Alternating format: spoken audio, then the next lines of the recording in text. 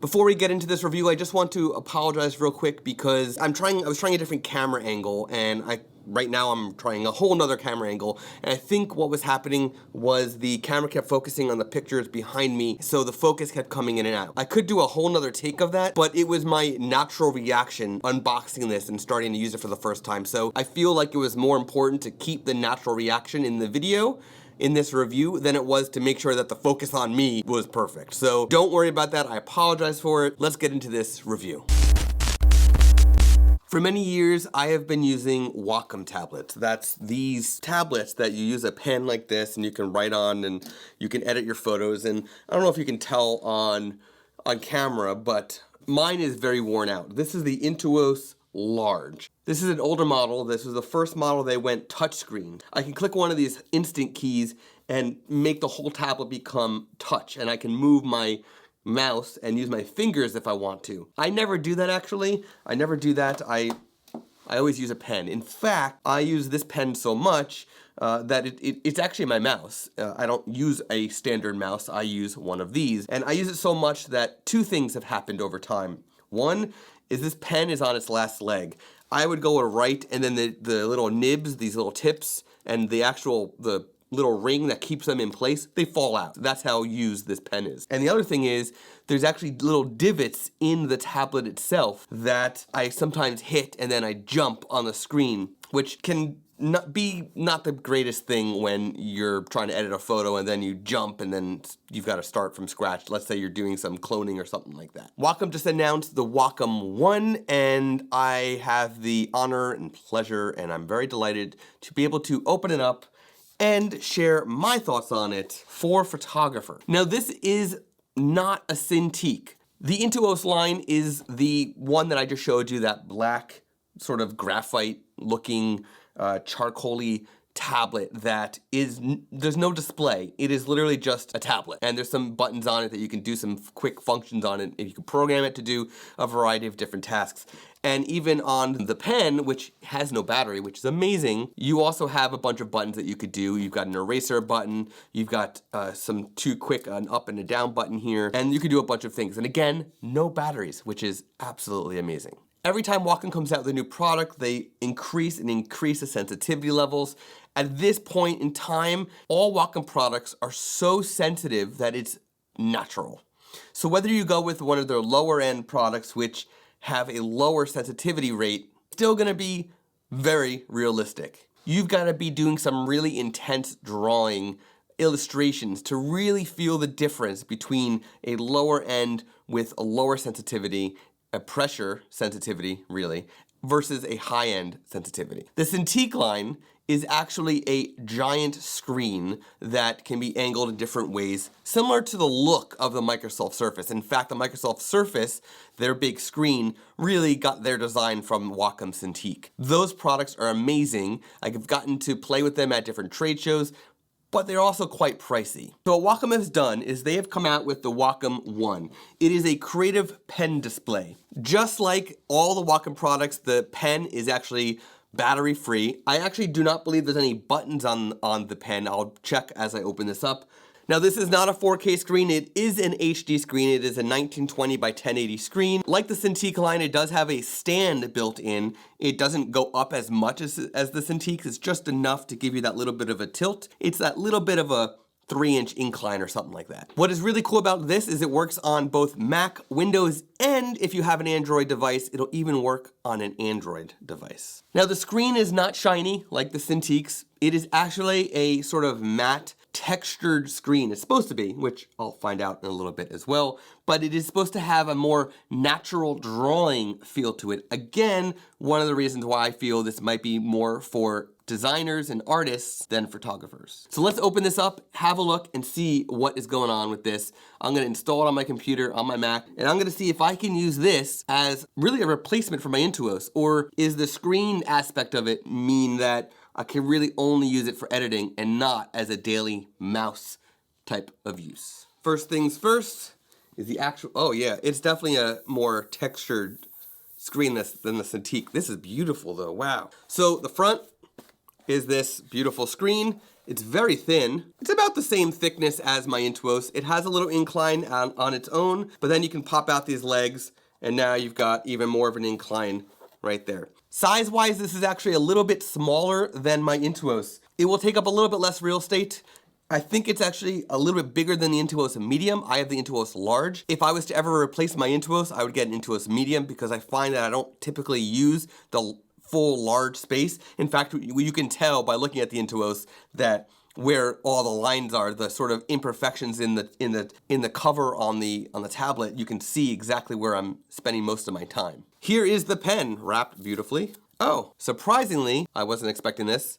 There is a button here. I think it's one button. It's not an up or down. I think it's just one button, but that's okay. There is a nib in here, and I'm assuming the nib could be replaced. I'll have to see if there's a nib replacement kit that just like the Intuos. The Intuos line, here's the Intuos pen.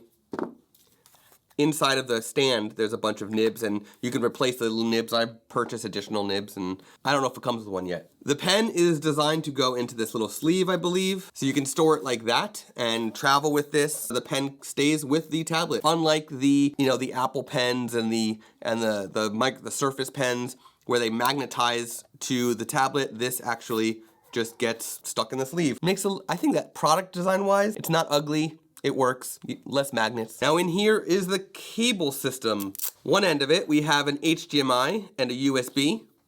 Both will be required, of course. And the other end is a USB-C and another. So HDMI-C goes into the tablet. You then use the power brick and that USB to plug it in for power. To go to the computer, you then use HDMI and the regular USB. One thing I'll be curious about is if I can use this as a standard tablet and not use HDMI, because that means I can use this as a mouse on a daily basis and then plug in HDMI whenever I want to use it as the screen. So let's see how that goes too. By the way, the nib replacement kit is behind the leg on the back of here.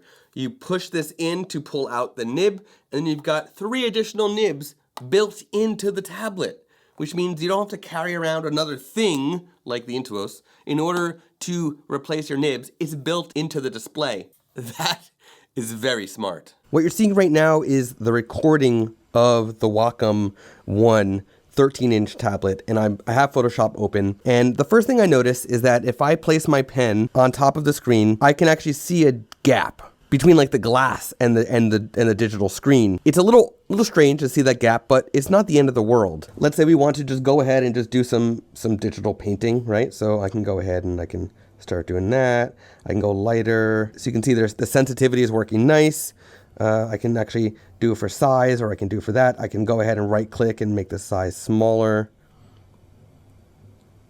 Now, I'm not a digital artist, but I just want to show that you can actually do this. Now, what's kind of bothering me, and this is something that I think the Cintiq line handles nicely or better potentially than this does, is this is designed really to be a mirrored display. I'm currently using it as a secondary display, which means I need to drag everything to this screen, which is kind of a little bit of a nuisance to have to do. So right now, for example, the color picker opened in another screen, so I have to drag it over here to grab the color I want, and now I can start drawing with that, right? So I can do that. Look how nice that does it with the pressure sensitivity and the size. It works really well, right? So I can go ahead and change the color again. I will say that wherever I push, it is actually doing that perfectly, right?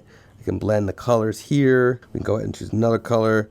And again, I'm not an artist. I'm just having some fun here drawing with this. So in Photoshop, this would work really well. Of course, it's going to work really well. I mean, it's a Wacom-based screen tablet. So there is nothing that can really be bad about it. I'm curious to see how it works in Lightroom. And again, I think if this is a mirrored display, it would work better, which I can mirror. But that means that I have an external monitor.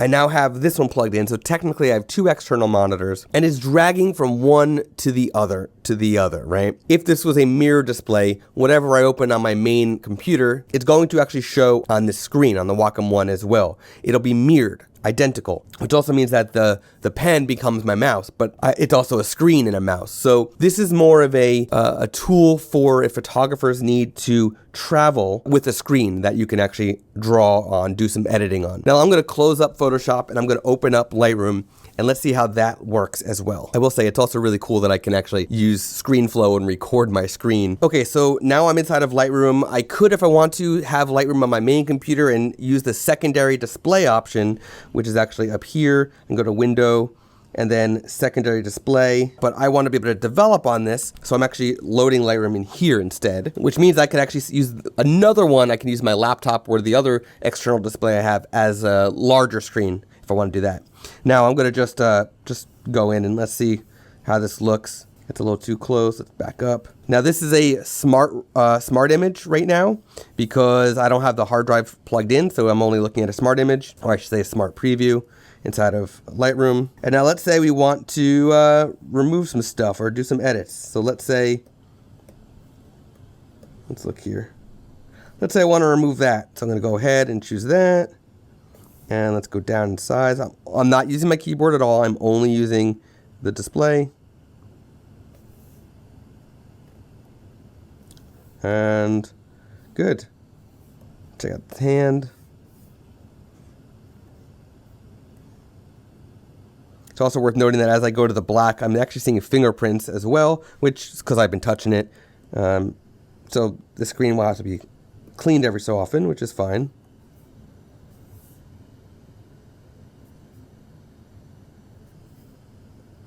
Just remove some stuff from the floor. Now I do in this photo have some local adjustments. Let's see how that looks.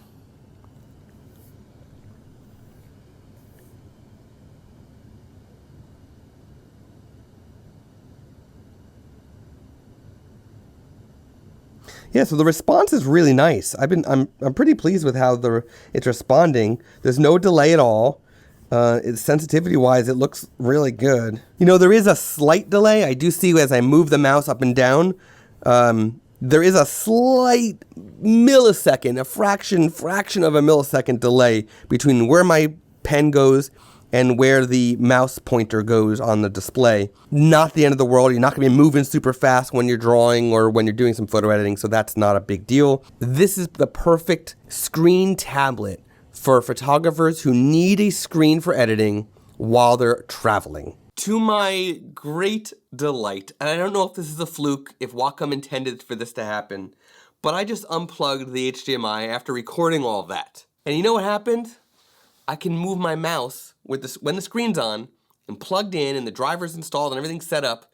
I can move my mouse and the Wacom One acts as a standard Wacom tablet. Well, that was a pleasant surprise, and now I have to go ahead and start testing this in that aspect. So I'm about to open up Lightroom on my computer. So right now I have Lightroom open to the same photo I was just editing before on the Wacom display, and now I have the Wacom One plugged in without HDMI, and I'm gonna test it as just a tablet that is like the Intuos. Because what this means is that what I just told you before about it only being good for travel photographers is nonsense. It means that now this can be used as a daily use thing. It can be used as a mouse, literally a mouse, and with the screen doesn't even go on, the screen's not on, it's just a black screen. Literally, it's a black screen, the power is on, and that's it. I even had the legs up and it feels good. If I put the legs down, it's definitely more like the Intuos. It feels far more like the Intuos. So let's see, I'm gonna play and see how this looks. Let's zoom in a little bit. There we go.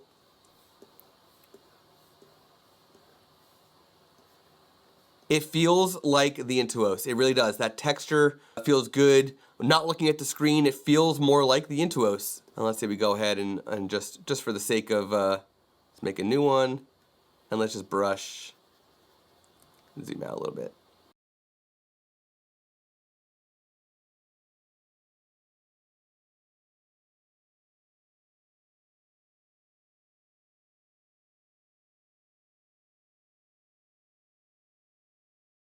So the pressure sensitivity is not doing anything in Lightroom right now.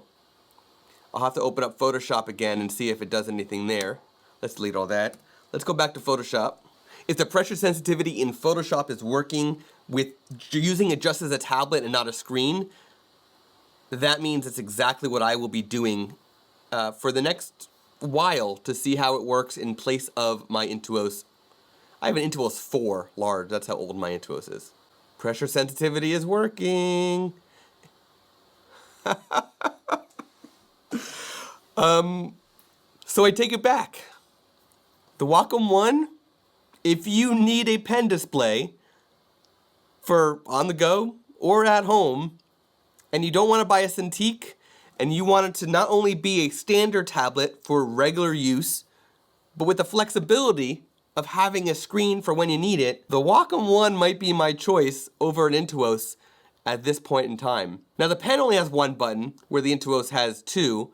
I will say I rarely use the second button on the Intuos. I do have it programmed. There are no express keys like the Intuos has, but you can actually buy an additional device that adds buttons to do stuff with the product, that you can program to do different things if you really need to. To me, between having a keyboard and the tablet, I can do everything I need to. So I don't mind it. I'm curious to see. I'm gonna be using this all day. I'm gonna see if this gets hot. But right now, it doesn't seem like it's going to. So that's nice.